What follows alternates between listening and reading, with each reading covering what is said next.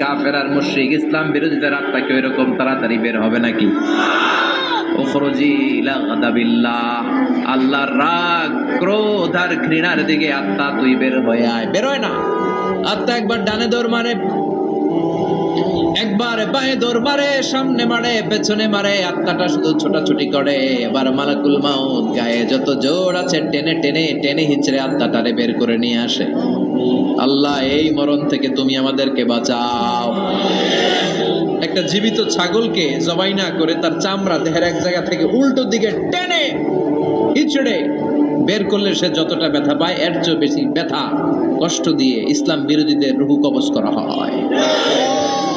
এজন্য সেদিনের অপেক্ষায় আমরা সবাই আছি, ঠিক কিনা? তখন বোঝা যাবে কার কত ক্ষমতা, তখন বোঝা যাবে কার প্রতিফল কিরকম হবে, কার আবাসস্থল কোথায় হবে, কে ডানপন্থী কে বামপন্থী, কে জান্নাতি জাহান্নামী, সেদিন সব গোমর ফাঁস হয়ে যাবে। এজন্য রাব্বুল আলামিন বলেন, আলহাকুমুত তাকাসুরু হাত্তা যুরতুমুল মাকাবির।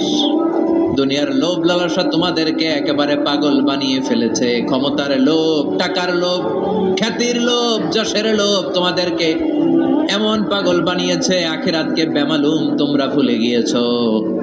তোমাদের এই গাফলতি কশিন কালেও থামবে না, কমবে না, যতদিন না তোমরা কবরে ঢুকবা, ঠিক কিনা?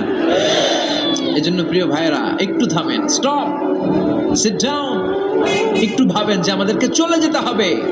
আমরা আজীবন থাকতে আসি নাই। এই দুনিয়াটা একটা মরীচিকা, তাই না? এই পৃথিবীটা একটা মায়াজাল, এটা একটা ধোঁকা।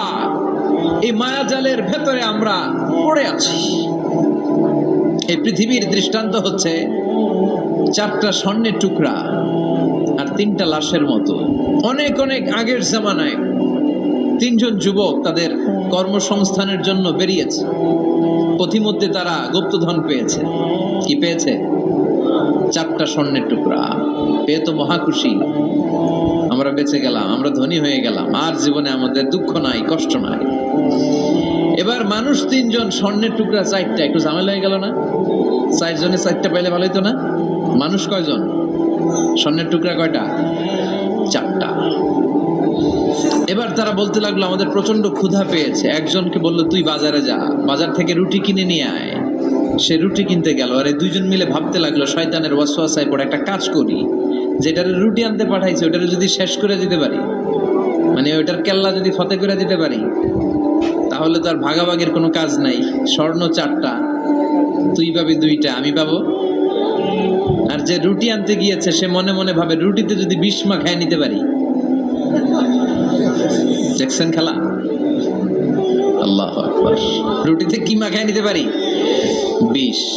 তাহলে এই 2টারে বিষ মাখানো রুটি খাওয়াই দিলাম, 4টাই আমার। তো যেই চিন্তা ওই কাজ। ওরাও রুটির সাথে, উনিও রুটির সাথে বিষ মাখাইছে, এরাও রেডি হয়ে আছে কখন আসবে। আসার সাথে সাথে ওইটারে ধইরা আইজো মায়ের কাইলো মায়ের মাইরা ওইটার বর্তমানে ফেলাইছে, ওইটা অক্কা পাইছে, শেষ।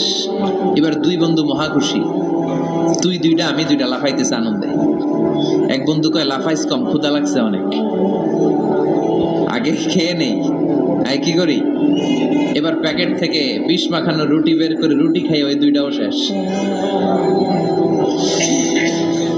4টা স্বর্ণের টুকরা জায়গায় পড়ে আছে, আর 3টা লাশ পাশে পড়ে আছে। হাদিহি মাসালু হায়াতি দুনিয়া, এটাই তো দুনিয়ার জীবনের দৃষ্টান্ত। বাড়ির জায়গায় বাড়ি পড়ে থাকবে, ক্ষমতার মসনদের চেয়ারটা জায়গায় পড়ে থাকবে, মানুষগুলো থাকবে না, ঠিক কিনা? আপনি খেয়াল করে দেখেন, আপনারা যদি কেউ জিজ্ঞেস করে, ভাই এই বাংলো বাড়িটা কার, আপনি খুব গর্ববোধ করে বলেন যে এটা আমার বাড়ি, বলেন না? একটু খেয়াল করেন, আপনার বাবা যখন এই বাড়িতে থাকতো, কেউ যখন জিজ্ঞেস করতো বাড়িটা কার, আপনার বাবাও বলতো এটা আমার বাড়ি। আপনার দাদাও খুব পরিচয় দিত, এটা আমার বাড়ি, এই বাড়ি কার?